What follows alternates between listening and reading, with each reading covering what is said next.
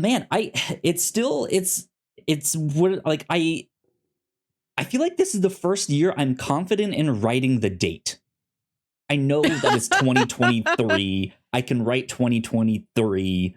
I haven't yet made the mistake that I wrote 2021. Oh no, that's not the year. But I really only feel like that because I don't think I've written the date on anything in like a year. I date 20 things a day. Oh man, that's all I do at work. Do you have to like mentally prepare yourself to put the right date on things?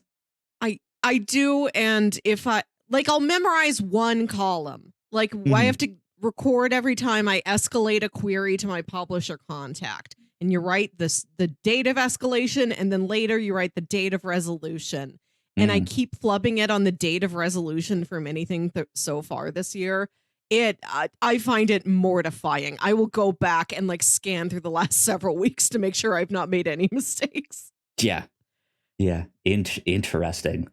Sam is in the chat. Hello, Sam. Hi, Sam. You did get a sub. You got an anonymous sub on our like 7-year anniversary retrospective thing. So it's been a while. It might almost be up. And I do think we have some. There should be emotes that you get. I haven't used them in forever, but you should have the oh ding dang one that I just put in the chat there. And then we have a crossplay one, which I get. Not tier 1. Okay, interesting. I'll have to look back into that. So thank you for mentioning that, because we should have something good going on there. I tried to do our logo as in emote back when we first got access to that, and Twitch support ignored me because they denied that we can't use our logo. I think that was supposed to be the tier 1 emote, but they denied it because they said you could not have a singular letter as an emote. And I was like, well, it's not. It's a circle with a letter and a rocket ship inside of it. Like there's more to it than just a singular letter. Yeah. But they just never responded. I emailed them multiple times. I was on Twitter being like, you guys have been ignoring me. What the hell? What's happening? And nothing ever came of it. So I just kind of gave up. I apologize for the poor customer service experience, first of all. Second of all, I don't know what emotion the logo is supposed to convey. I don't know. When I look at the logo, I don't know what feeling that is. It's not necessarily supposed to be a feeling or anything like that. Like we have the crossplay, like D-pad, the directional buttons. Like it's just a fun thing to show support and stuff. Like it's not a. Yeah, but oh my god. Yeah, but when like if we went live and somebody was excited, they could give us like a bunch of hearts and smiley faces, or just a bunch of the logo 12 times. And I'd rather see the hearts and smiley faces than the logo 12 times. The thing is, as you get more support, you unlock more room for different kind of emojis you can use and all that stuff. And so, yeah, like if we had more support, we would have more emojis and stuff like that. We just don't have the slots or the spaces and stuff like that. So it's neat to have our little logo in there. Be like, look, that's us. Hey.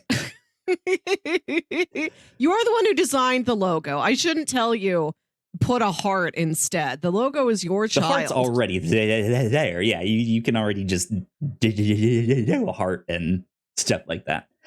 Anyways, Melissa, you said I'm sorry for the terrible customer service. Boy, do I have a story for you on today's podcast. It's an interesting one for sure. I have a handful of stories to tell on today's podcast.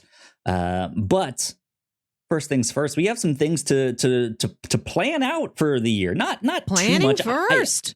I don't think this will take very long. At least I don't think so. There's certain things I don't know if we'll have it like decided by the end of this, right? But I figure we should get into our Planarama first here and plan some things out for this podcast. So, ladies and gentlemen, if you did not know, this is the Whatnauts Captain's Log. My name is Kyle Springer, and I am joined by Melissa Wilkinson. Melissa, how are you? To hear as always, folks. Hello. Indeed. Planning stuff. So we like to do these games or different events or bits. I don't really know what to call them. Different things, right? Throughout the year, help spice up the podcast, stuff like that. We do a trivia night. We do a Rotten Tomatoes movie prediction night at the end of the year. We have a Halloween special we like to do. We also like to do things like a fantasy draft or a taste test. Maybe we'll end up finding one or two more things somewhere throughout the year. Who knows? But let's jump in. Let's start planning things. So I think traditionally we've done our taste test first. It's the first thing that we do. And I think last year we ended up doing it a little bit later because I moved out here to Oklahoma, right? I also want to say that nobody but ourselves forces us into a tradition. We did our first, hey, let's eat a snack in like April. And then it was just decided, well, it must be then. It can be no other times. Well, I like to spread it out. So it's like I do like that. I do like often. That. And if we do the taste test at the end of March, the trivia night at the end of June, and then I think we're going to do a fantasy draft in like end of September, early November or something like that. And then we had our like Rotten Tomatoes movie night at the start of December. That was like every 3 months we would do something. Okay. So, but snacks for spring. Snacks for approximately sometime in spring. And this started with us taste testing different Japanese Kit Kat flavors, which was quite an adventure because we get these little guys and they're in Japanese writing and sometimes they have a picture and sometimes they don't. And we're just like, I don't know. The package is orange. Is it orange? What could the flavor could this be? Who knows? And then last year, we did astronaut food, freeze dried astronaut ice cream sandwiches, not Dippin' Dots. No, a disquieting freeze dried ice cream sandwich bricks is what we ate. Yeah. I did have Dippin' Dots this past year. I went to a basketball game and I was like, I haven't had Dippin' Dots in like 20 years. Like, why not? What'd you go for? The Tutti Frutti or the cookies and cream? I think I went for cookies and cream and mint, like mint chocolate chip or something like that. Don't remember, it was a while ago, but I mean, it's what? It's like mediocre ice cream anyways. The whole thing is it's tiny little balls. We tell you this is what astronauts eat. But we don't believe that's really true. Yeah. So yeah, our taste test here. You already have a link here in our little planning document thing here. Let me open one of my goals up. For this year is to be more prepared and do more Googling ahead of time and not live on the podcast where people have to hear us type and go, okay, let's see what's over here. My goal for this year is what's over there. My goal for this year is less like clicking and mumbling and more actual content. I did a quick Google and I found an Amazon link, Pocky biscuit sticks and Pratt's biscuit sticks, 15 flavor variety pack, $30. Yeah. I enjoy a Pocky.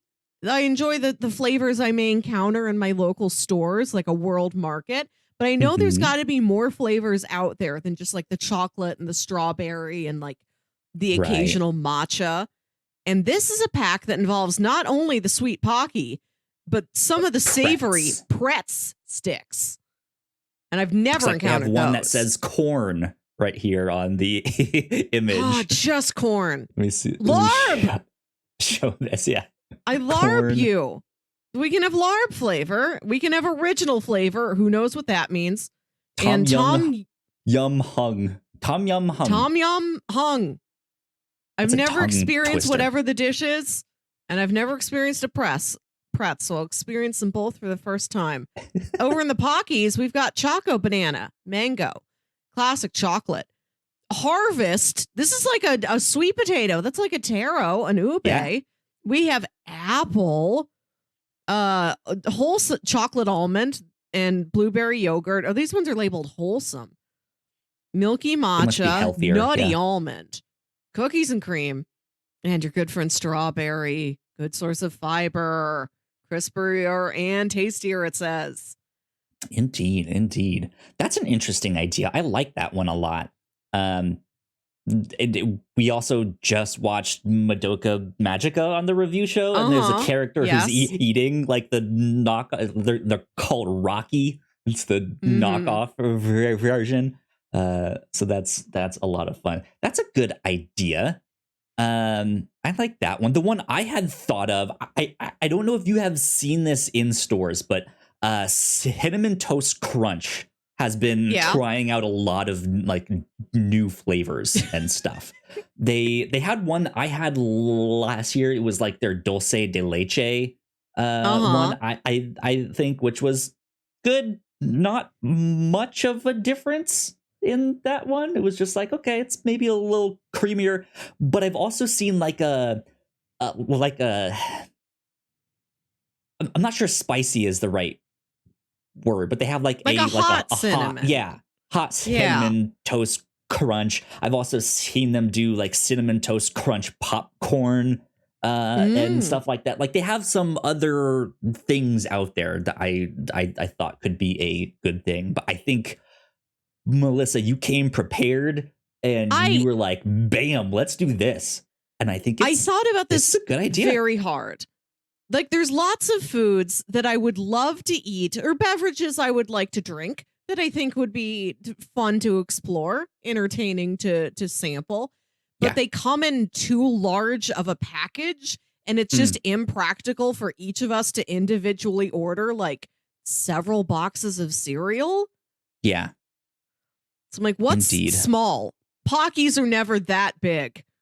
Let's get these. I'm gonna paste this link into our captain's log thing on Discord so I don't lose that on accident, and it won't get deleted. There we go. All right, I think, challenge 1 completed. Yeah, I think that has been decided. Trivia night, not much to decide. That should be happening at the end of June. One of the best. Those are always fun. Yeah. Fantasy draft. So we were supposed to do a fantasy draft last year. We never got around to it. So I promised that we would do 2 of them this year.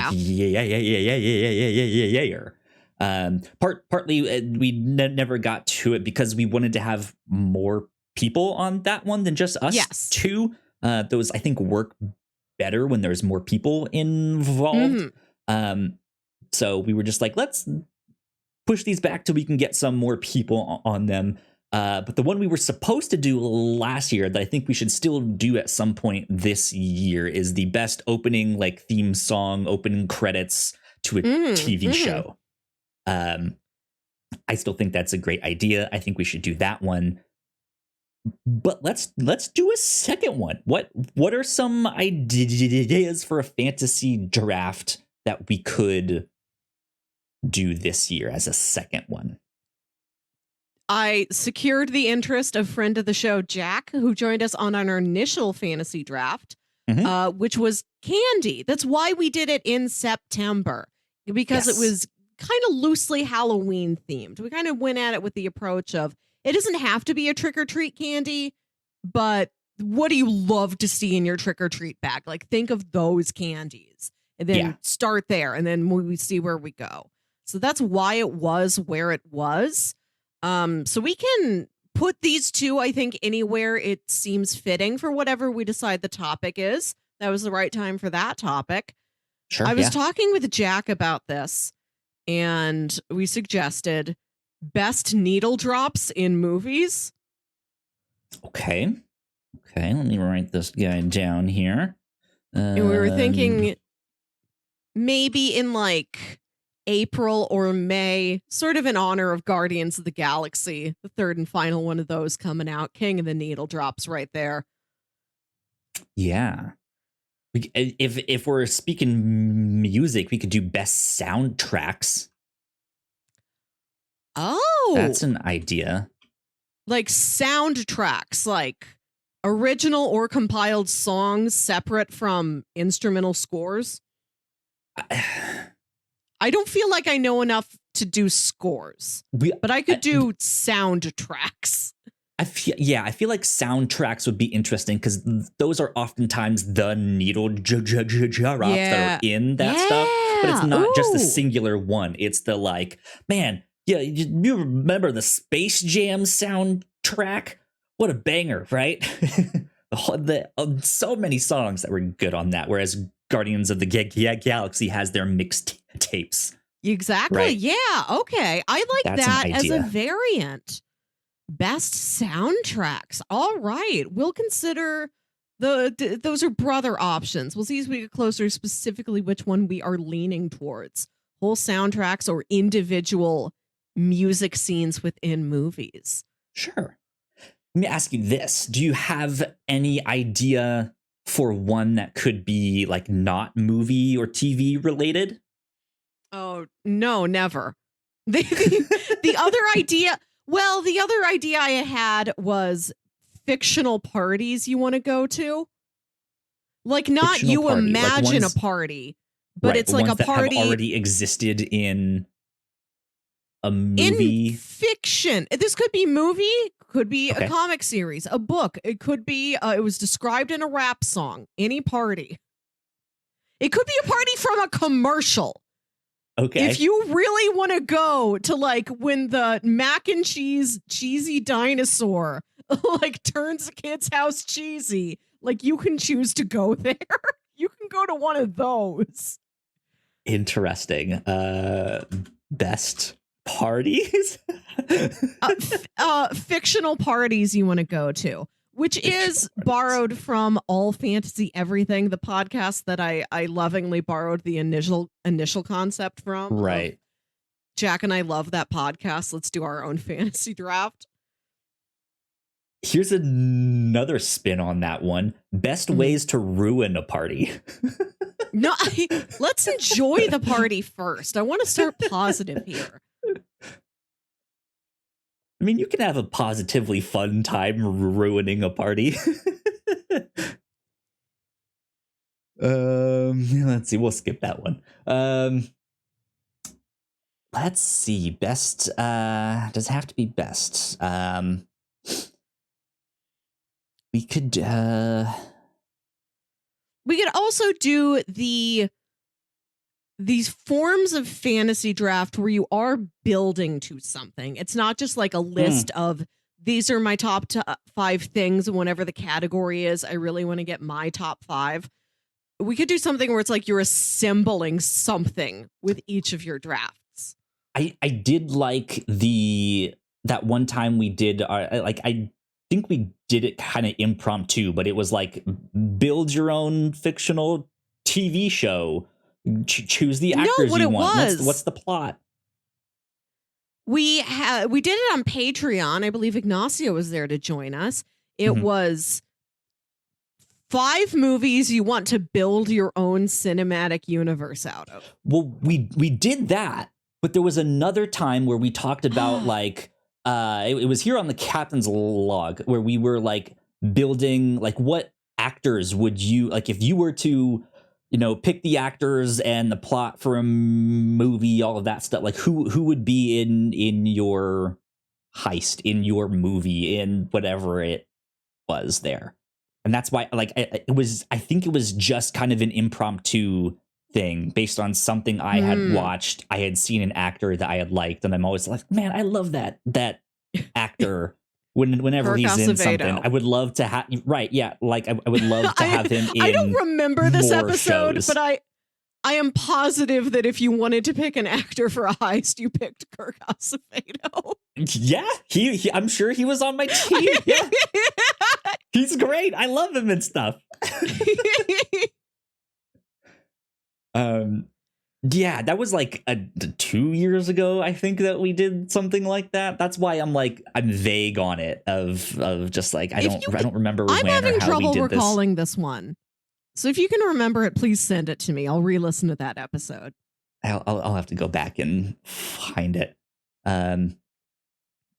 What about memes? Like best meme or like favorite memes? I kind of like that. Okay. A meme could be anything from, not to throw away drafts here, anything from the overall concept of like a Rickroll down to like this one specific picture I saw once that I've never seen replicated in any other way. Yes. Yeah. You could do the you mad face from way back in the day. Right, you could do a Rickroll. Like, I feel like that is enough of a meme by itself, right? It could be the one dude who's like looking back at the girl who had walked by, right? Love like, him. Stuff like there are memes that have like permeated culture enough that they are like kind of like, oh yeah, I've seen that. Stuff like that. Okay. We could do something around that. Okay. I don't know why I keep putting best. I'm not sure if best needs to go on there, but memes. Yeah. This doesn't need to be qualifiers, right? Yeah, just soundtracks, draft soundtracks. Maybe you're like, I don't know if this is the best one, but it sticks with me, or I find it favorite haunting one, for or it's some like reason. a personal thing. Yeah. Okay. There's 4 ideas for that. Let's think of one more idea, and then I feel like that's good enough to at least like we have some options. We don't need to make a decision on that one yet, because we already have one in the pocket with opening theme songs. We've picked fictional parties we would want to go to. We could also assemble a party. I do want to brainstorm at least one assembly format draft. Okay. God, we could even do like sports. Like, we pick a sport and we have to name people to go on our sports team, but it can't be anybody who's an actual athlete. Like, it's like, who's on your basketball team? And somebody's like, Bigfoot, I want Bigfoot. I take Bigfoot. Nobody else can have him. I'm down for something like that. Best sports team. Who would be on your sports March Madness team? Truly the maddest that March has ever been. Are we doing a unified sport, or is it like you need to pick 5 people for whatever your sport is? We each have our own sport. So like I could be like building an F1 team while Melissa, you're making a basketball team and someone else is making football or soccer, right? I don't know. Or do we all pick like it has to be a basketball team? I feel like it could be any team. Kyle, you know I know nothing about sports. I have seen Space Jam and I have seen Remember the Titans, and that's it. Okay. And you had to make me watch Remember the Titans. I hadn't already seen it before I met you. Yeah. I do like one of the important things in a draft is that there has to be at least some element of scarcity where you want something because you're like, this person can't take it before I do. So I feel like if we all are in the same sport, then we're all out. Like, if it's all basketball, like, we're watching out for tall guys. If it's all soccer, sports teams made up of cartoon characters, or like non-athletes. Like, if you want to draft your dad or like Tom Hanks, everyone's dad. Right. If you're like, I want Abraham Lincoln on my team, he's very tall. Teams made up entirely of dads. Let's draft the ultimate dads. Daddy team. Draft 5 dads, and these aren't 5 individual dads. These 5 dads have to dad you together. You are drafting your 5 communal dads. Your polycule of dads. And these can be dads in different fashions. Maybe you've got a biological dad and a stepdad, and like your best friend's dad, and like a neighbor and a coach. You're but like, they do he's all not know your each father, other. But he's your daddy, right? Right, exactly. Okay, I kind of like that one. We're drafting like dads. Father's Day. Ooh. We are drafting dads. Yes. I'm gonna go ahead and highlight that one. That we have picked it on Father's Day. Or like, when is if we're Father's doing trivia at know. the end of June, let's do the dad draft at like the beginning of June. So it's ready. It's out there in the world for Father's Day. If you want to space out the events a bit, we're going to draft dads. A-okay with that. Yeah. I think that sounds fun. That sounds like a blast. We'll do moms next year. And we should draft a different family member every year. Next year, who do you want as all of your brothers? Who are your 5 new brothers? Who are your 5 Who's your new band sisters? of brothers on the anniversary of Band of Brothers? Right. Exactly. For Veterans Day, we are drafting a band of brothers. Oh no. Just cousins. I would love to draft cousins. The best uncles. Oh man. Okay. Draft cousins. Cousin is so abstract. A cousin could be anybody. Great. Yeah. Gender neutral too. Cousins. Yep. I'm gonna say you don't exclusively have to have male dads. Sure. If you want like Peggy Hill to be your dad, she can. Anybody, any gender, any form, human, animal, anything. Anybody can be a dad. It's in your heart. There you go. Yeah, I think that one is decided to. There we go. So all right, so here we have our this is I guess now out of order in terms of time, I guess here, but we have our taste test at the end of March, which will be Pocky.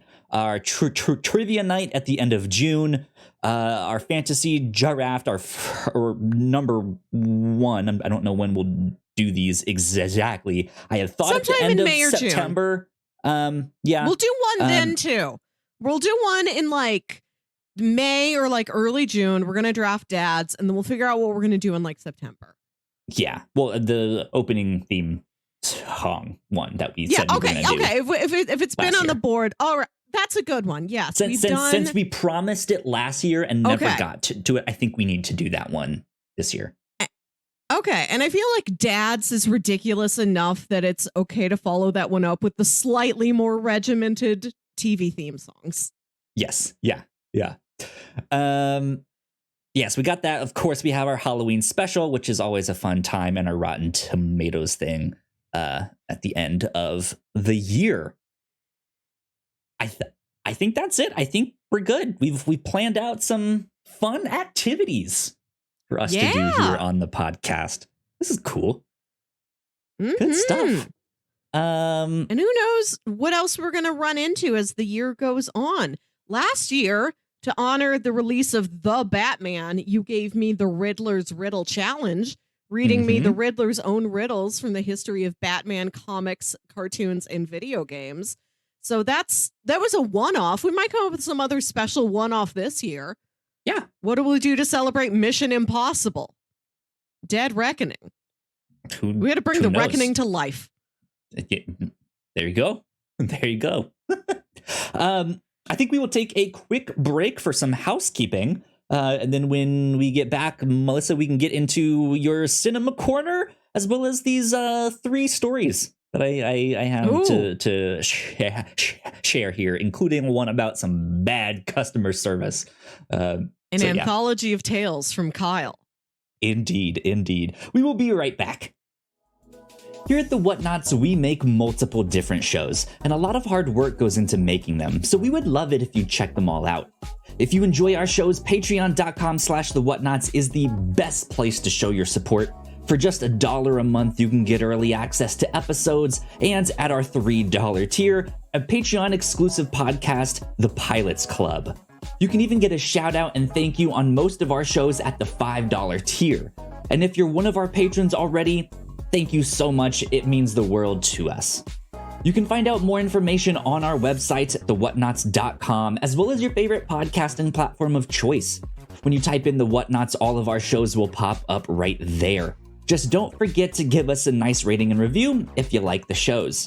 You can also find us on YouTube and Twitch for video versions of the shows, trailer reactions, and live streams. And lastly, we have merch. If you want to grab yourself a shirt or a hoodie or a mug or something else, head over to thewhatnauts.com/store to pick up some merch today. We are back. Hello, party peoples. If you are a Patreon supporter, thank you so much. We appreciate it.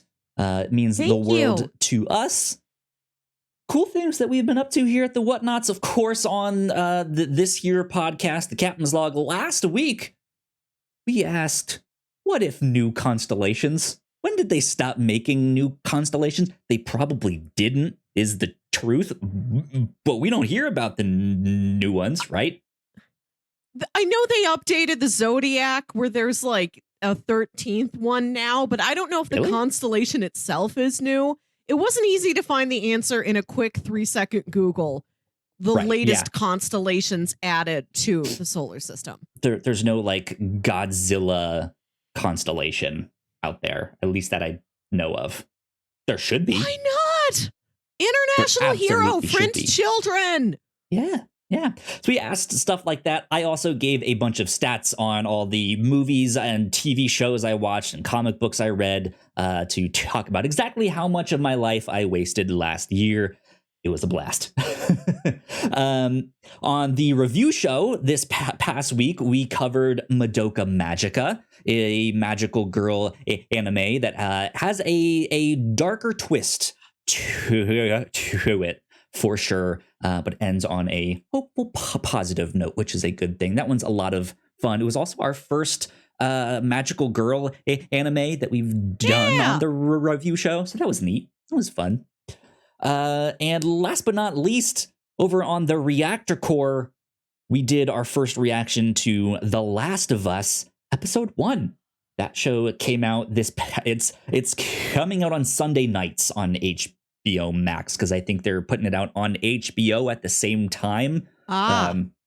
So Sunday nights is when those are happening. The Last of Us, one of my favorite video games. This adaptation has been in the works for a little bit. The creator of the video game is also working on this show to make sure it is accurate and it is the thing. And episode 1 was stellar. It was fantastic. If you don't know anything about the story, there are zombie-like things. They're not technically zombies, but they are, but they aren't. I don't know. It's an emotional story. It's going to be a gory one. It is a divisive story, to say the least. So brace yourselves is what I will say with that one. But the first one was fantastic. I liked it a lot. But there you go. That's our housekeeping for the week here. I'm trying to get myself into the habit of writing all of that stuff down week to week, because I didn't do that previously, and sometimes I would forget what we did, and I'd be like, Melissa, why don't you say what we did on the review show last week? It's not like I ever don't know. So right, and I can still toss it to you. That always helps to, like, if I need to take a sip of some water or something, I can be like, Melissa, help me out here.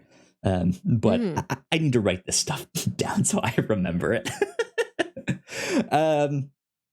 Anyways, I have a trio of stories to a trio tell of you. terrifying tales. A trio of terrifying tales. Melissa, which of these would you like me to start with? I have the holiday Grubhub story. I have the F1 wife story, and the new book story. All of these sound like they could be sinister. Just take them in that order. I'll take it as written. Okay, sounds good. We will start with the holiday Grubhub story. This is the one I was alluding to previously in the podcast about some terrible customer service. So I've mentioned here on the podcast before that Grubhub never seems to be able to find my house. We used it in our holiday special last year. Like, what if my house is just in like its own plane of existence, right? It's separate from everything else. And that's why they can't find it. And so those stories continue. I tried to get some candy for my partner for her stocking for Christmas. And there is a local candy company here, and I was like, hey, I should order some candy from that spot. So I do get my order in, and it's supposed to be here in 30 minutes. The guy does the thing where he pulls into the Luigi's Pizza that's like on the other road, and he's like, are you at a business or a residential area? I'm like, I'm at a residential area. It's a house. You're at Luigi's Pizza. I don't live at Luigi's Pizza. We're in the neighborhood behind it. He was like, weird, my GPS took me to that one. So he's like, all right, I'll be there in a sec, because I mentioned the address. And so waited a couple minutes. Okay, should be here by now. Waited a couple more minutes. That's strange. He said he was just around the corner. I saw him on the app. You can track him. And then I get the notification on the app that it has been delivered. And I was like, huh. Well, that's not true, because I'm like standing here at the door and they haven't delivered it. So that's strange. So I like wait to like another 5 minutes or so, just in case, like he hit the thing on the app as he was, pulling into the neighborhood or something like that. Didn't see the guy. And so I texted him. I was like, hey, the app says it's delivered, but my candy's not here. My food's not here. And he goes, no, I left it outside. It's the driveway with the truck, right? And then he mentioned in address. I was like, yeah, no, that's completely wrong.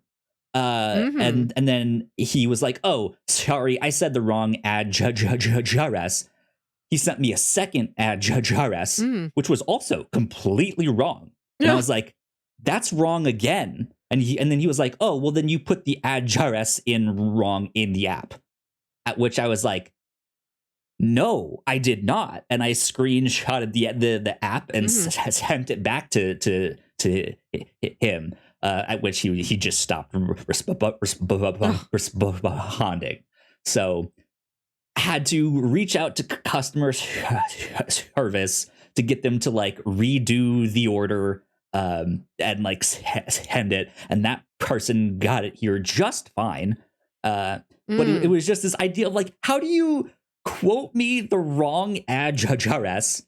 I tell you it's wrong. You say a completely different one. I say that's wrong too, and then you have the audacity to tell me that I'm wrong, and it's like, what are you doing? Well, I can't imagine that around the holidays, maybe they're getting orders from people who are visiting, like that is not their house, and they did put the address in wrong, so it's like their brother's place. I can see that being a higher occurrence at that time of year. But like, it's so funny to me. Like, this is an address that he can check.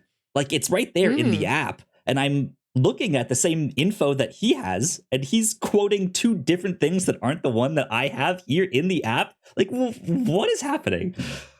I don't know. Thankfully, go ahead. No, tell me what candy you got. What was it?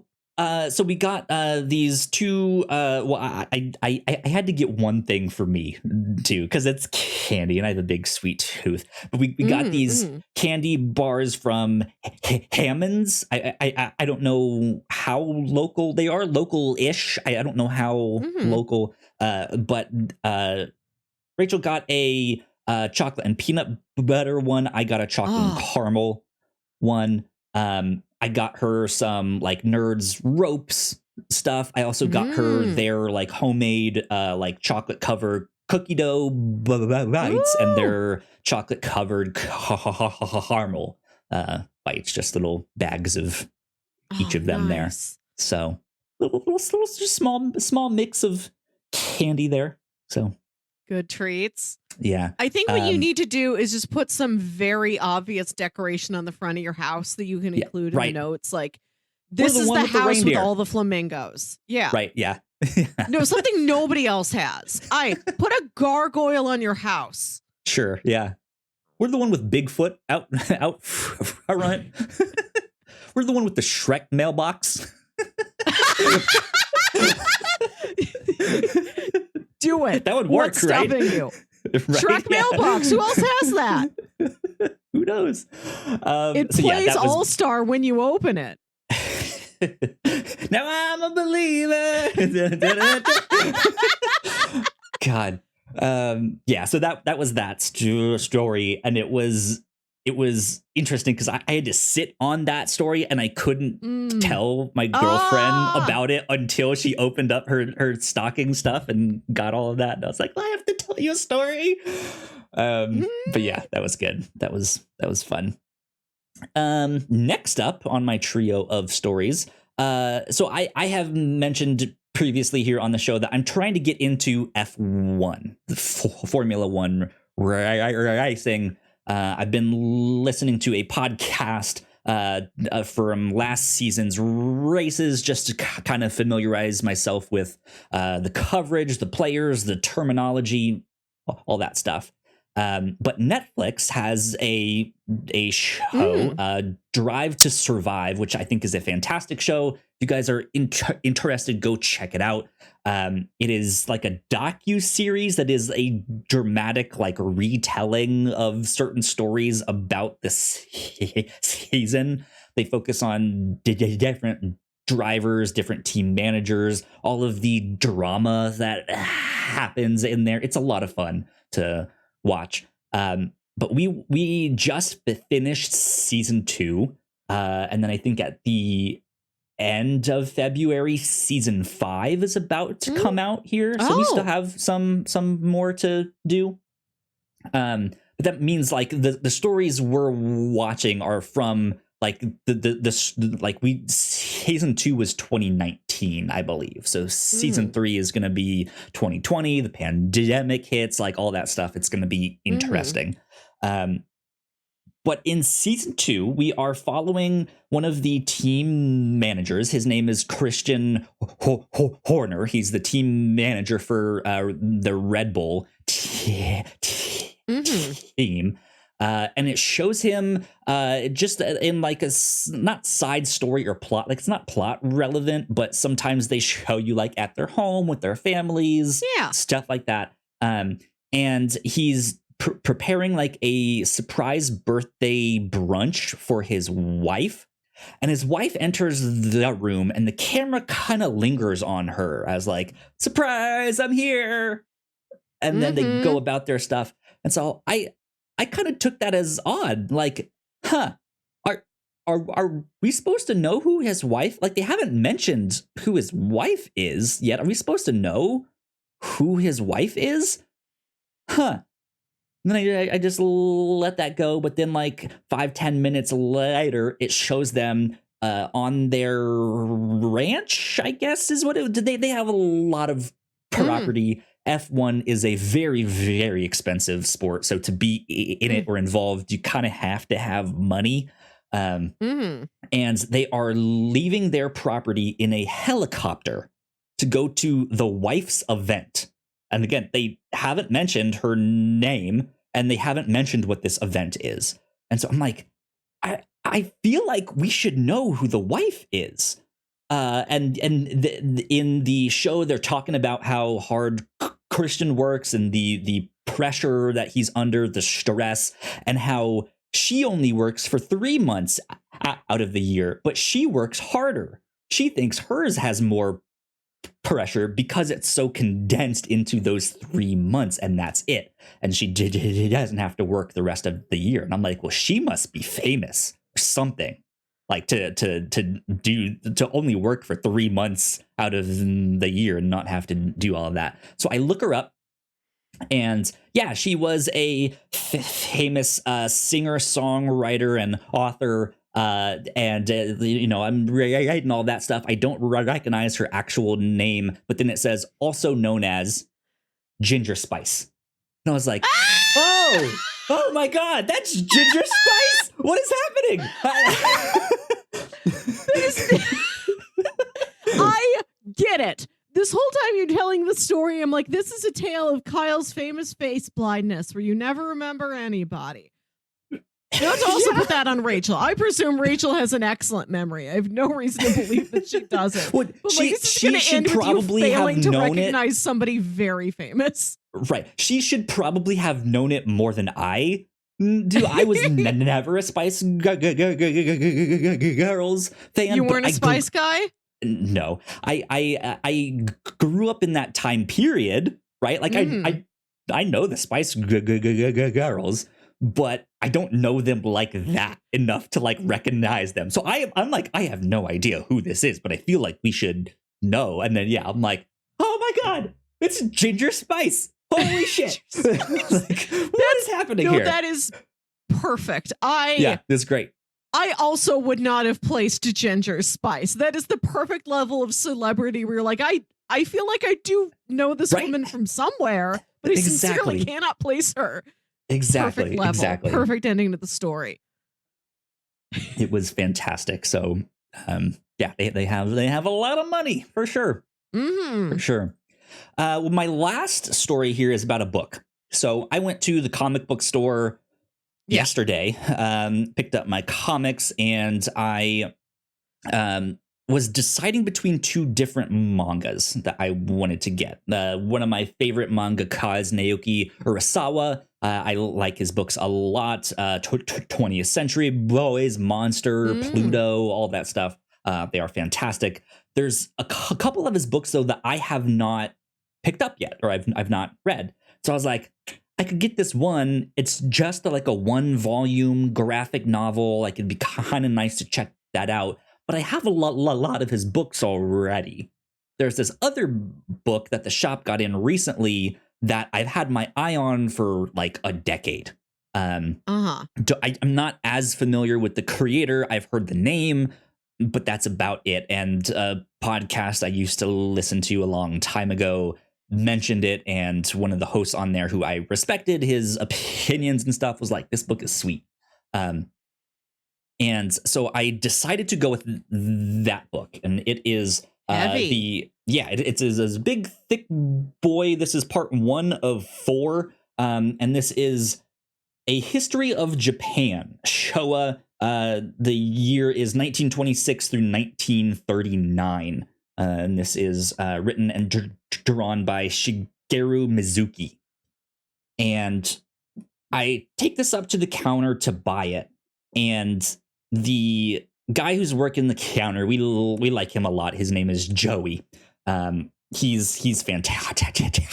He has stories, and this guy can talk. He one time was telling us a story where he was at a Comic-Con, and at this Comic-Con got so drunk one night that he like really embarrassed himself in front of Art Spiegelman, the creator of Mouse. Oh no! And then like the next day was like be judged by Art Spiegelman, right? And like the next day was at the signing, and just like, hey, can you sign this? And he goes, oh, it's you. How are you feeling? Like, all of that stuff.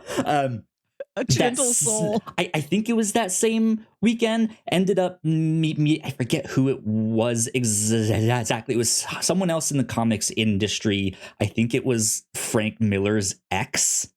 And like Frank Miller was like, why are you hitting on my ex here? Like he has story. He has wild stories.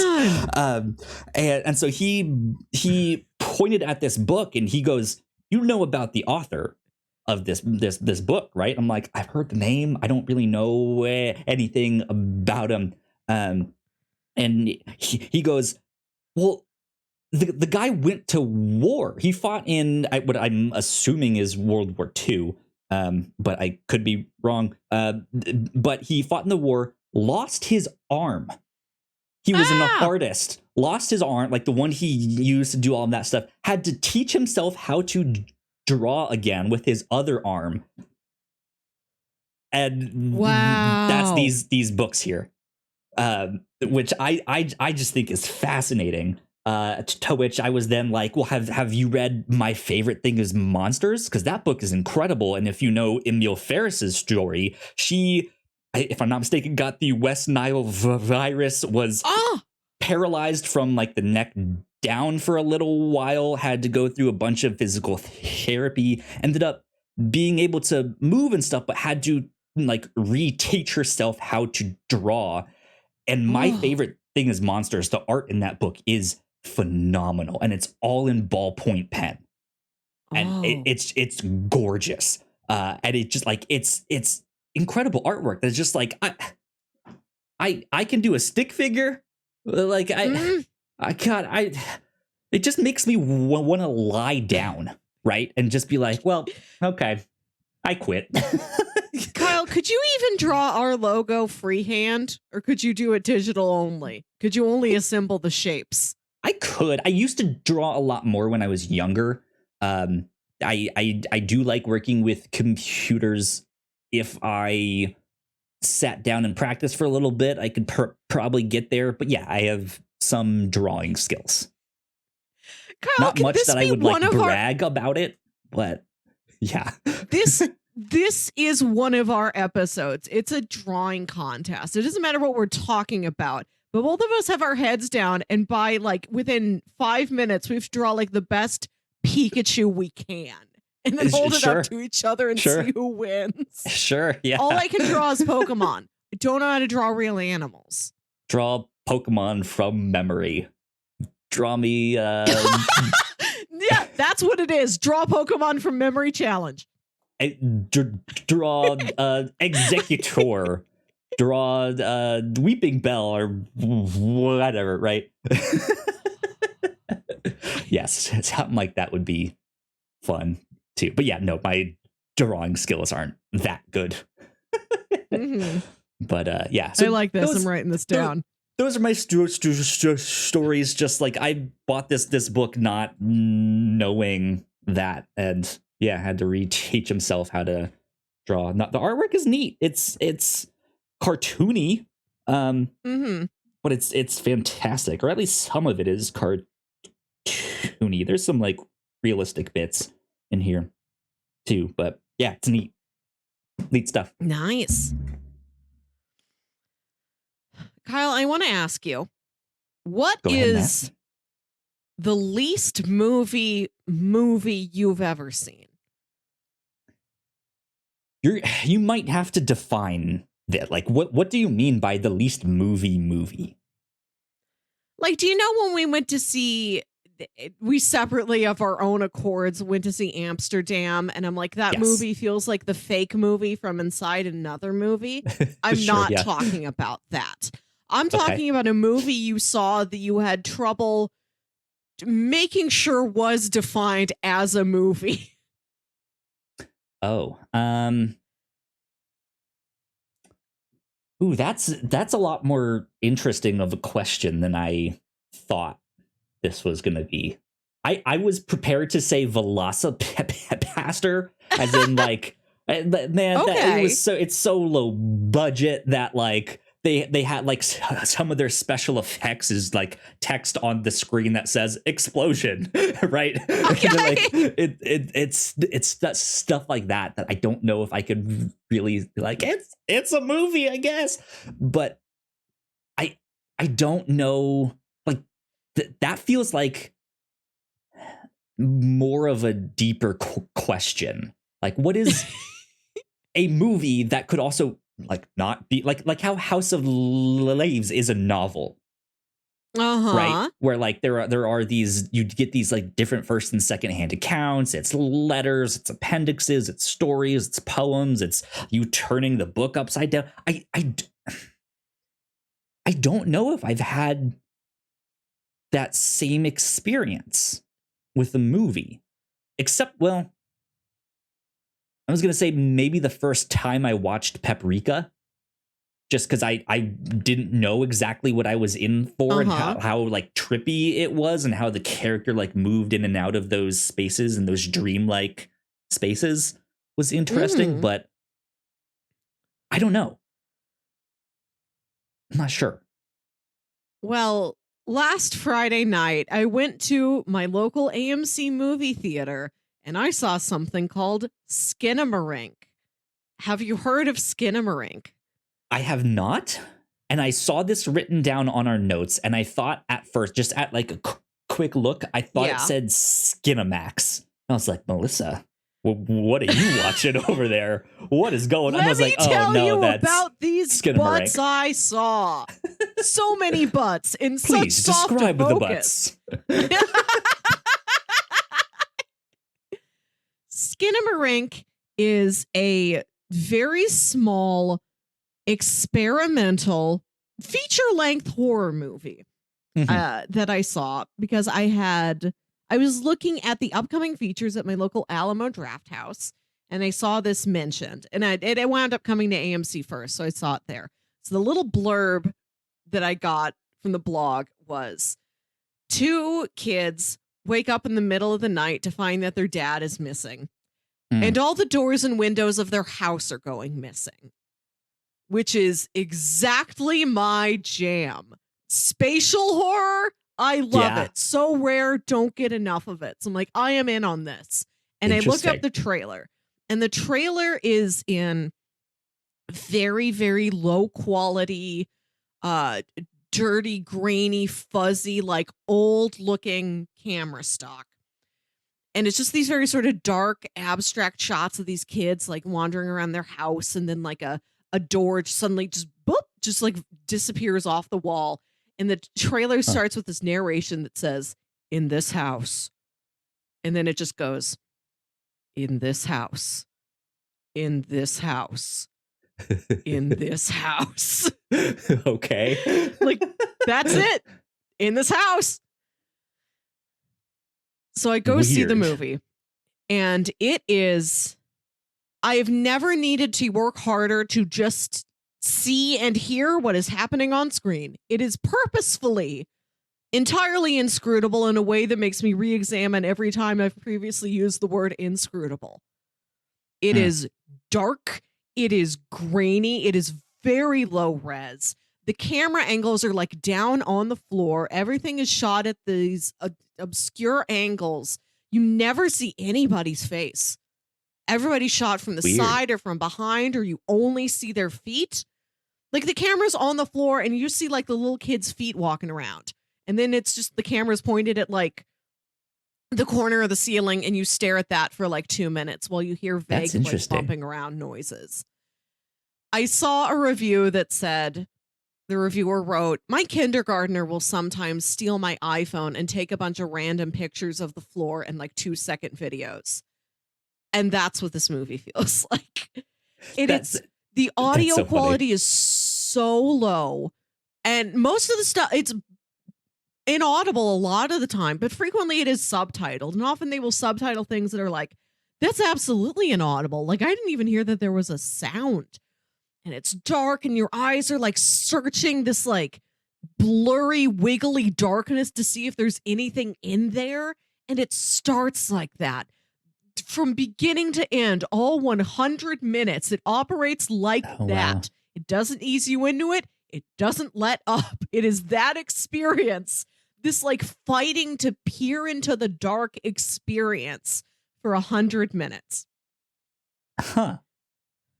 So now that you describe that, I feel like I can come up with more answers, but still not necessarily exactly what you're looking for, right? So I like that makes me think of that like found footage style stuff. Whereas like the first found footage movie I watched was The Blair Witch, right? But I like that is still cut and put together in such a cohesive way that it makes a movie, right?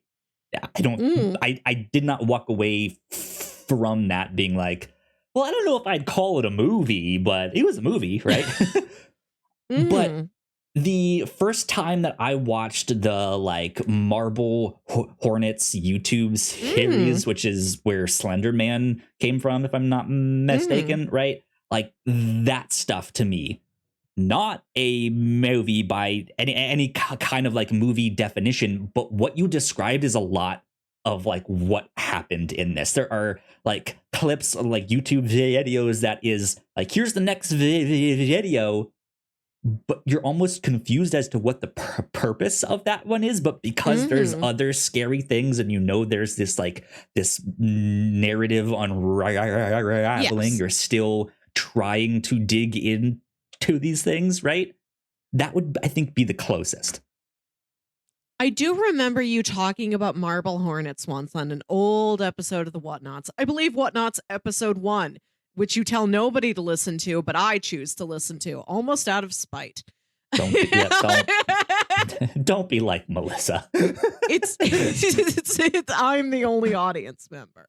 And you talk about, in one of the Marble Hornets videos, there's like a shot of somebody like sitting in a chair by a window, and the light coming in from the window is like completely blowing out the image. Like the contrast is off, like everything's so bright and whited out that it's almost like it erases this person's body and they're kind of like a floating head.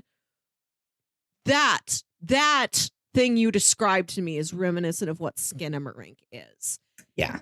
And the plot is, this movie is so formless, shapeless, plotless nearly, that there's only like 3 scenes in the movie that I would say are considered scenes. Everything else is just fragmentary images and sounds. That's interesting. And like shots of the wall. And then you hear like the kids mutter like, where do you think dad is? So yeah, the dad disappears, and truly the walls and doors, the doors and the windows disappear. Boop. They like vibrate and then disappear. Now, like it's an old sci-fi movie. It's like when Bewitched bewitches something away. Right. Do the doors disappear so that like there's just no door there, period, on the wall? Like it's now just all wall? Or is it just like the door has disappeared? Like the frame is still there. You can still go into that other room, but there's just like the door is just not there anymore? No.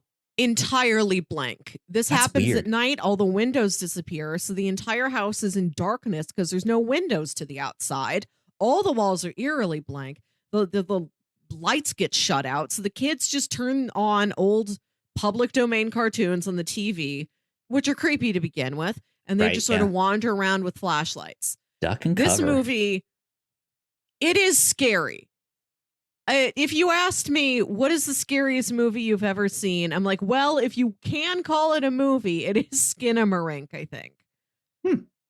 True, it hits you in this like Skinamarink, I think. Skinamarink. It hits you in this old childhood space of when like you haven't even had your own house memorized yet. Or maybe if you have, if you're so little, like you don't know what the rules of anything are. Like if you think you see a shadow in the corner and you think you see the shadow move, you're like, I have no reason to believe that can't happen. Yep. I like if the door is obscured in shadow and it looks like the door is missing, how do I know the door isn't missing? I'm 4 years old. It's all that. It operates on like that, like maybe childhood. I woke up in the middle of the night nightmare logic. Interesting. It's I have not heard of that one. It was a remarkable theatrical experience. I'm very happy I saw this thing on the big screen. But I don't know if this is an experience for everybody. It is challenging. I've never watched a movie that is more like spiritually and literally challenging, where I am squinting at the screen and all of us are like bone quiet, trying to hear if there's anything out there in the dark. Could you get a vibe from like the other people watching it with you? Were they like, can't see anything, what the hell? Or like were they like into it? I saw this on Friday the 13th, and I think that created a larger than usual interest in going out to see a horror movie in the theater. Sure. So it's a pretty good sized audience. but there's nothing in this movie to react to. There's not things you laugh or scream or jump at. It's not like that kind of horror. It's like a more slow burn, like fearful soul horror kind of. There's startling things, but not where anybody's like, ah, and like threw their popcorn around. Right. When the movie ended, some people just immediately got up and walked out wordlessly. Well, there you go. When I left this movie, I thought I need to come back down to normal. I need to watch Too Many Cooks, and that'll reset me. That's what this experience was. The last thing I'll say before we wrap up this podcast is, like, back when I discovered Marble Hornets and all that stuff was also right around the time I found the Black Tapes podcast and I started to get into audio drama. There was one that I never actually listened to, but it was always on my radar. It was always there in that like early batch of audio dramas that got popular. Archive 81. And I recently watched the Netflix adaptation of that. Makes me want to go back and listen to the show. I'm not sure how similar the show is to the thing, but it was an interesting one. I can see maybe why it did not get a season 2. They tried to do a lot in that first season there, but it was kind of cool. I liked it. I thought it was interesting.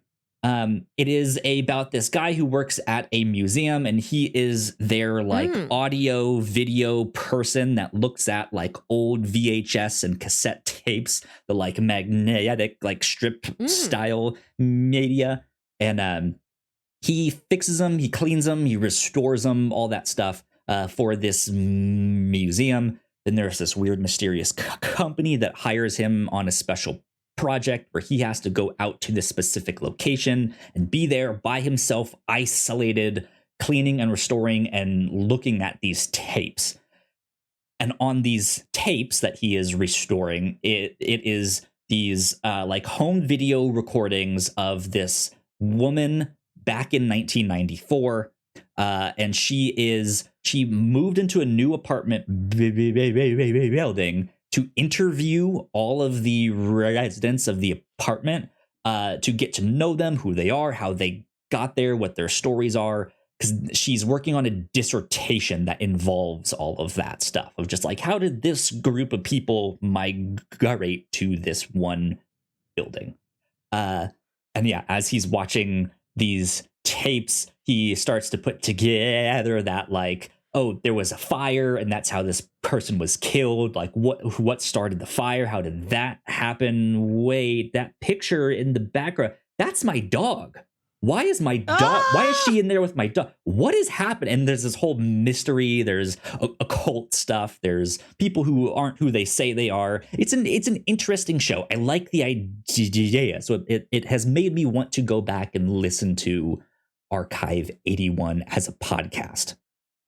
But that also kind of reminds me of this like found footage. It's not the same, and Archive 81 is a lot more cohesive, but it's still just in the same ballpark in my mind. I'll tell you that this movie feels like the closest I've ever seen, or perhaps ever will get, to seeing something like House of Leaves on screen. Yeah. In the sheer infinite blackness of the entire thing, of the darkness without light, without refuge. Yeah. I even making all of attempting to make these comparisons, I don't think we're really getting close. I think Skinamarink is its own kind of beast on a level unparalleled. And I just wanted to make sure you knew this thing was out there. It's in a limited theater run, and then it's coming to Shudder, which is the horror specific streaming service, which I've thought about doing like a month trial for like Halloween. Maybe we could do that, pull some pitches off of Shudder, but sure. Yeah. I don't know if this is for everybody, but check it out. I advise anybody to give it 10 minutes. I don't know if anybody's going to last more than 5, but like try it. If you want to experience something entirely unique, that's Skinamarink. There you go. Thanks for sharing that. That's cool, though. But I think we should wrap up our podcast right there. Melissa, where can the people find you on the internet? You can find me on Twitter and Instagram at Wilkywit. That's WILKYWIT. And listen to my other podcast, Saturday Morning Obscurities, show where me and my brother Jams talk about weird old kid shows you feel like only you remember. There you go. If you guys want to find me, I am at Yo Kyle Springer. And if you guys would like to stay up to date with all of the stuff that we do here at the Whatnauts, we are at the Whatnauts. So please go like, share, and subscribe. That would help us out a ton. You guys know the deal with all of that stuff. If you're watching the YouTube version of this, go check out some of our other videos right over that way, right over there. That would help us out even more. But this has been number 219 of the Whatnauts Captain's Log, where every week we thirst for the taste of legend. I almost forgot. That's about it. We will see you all next time.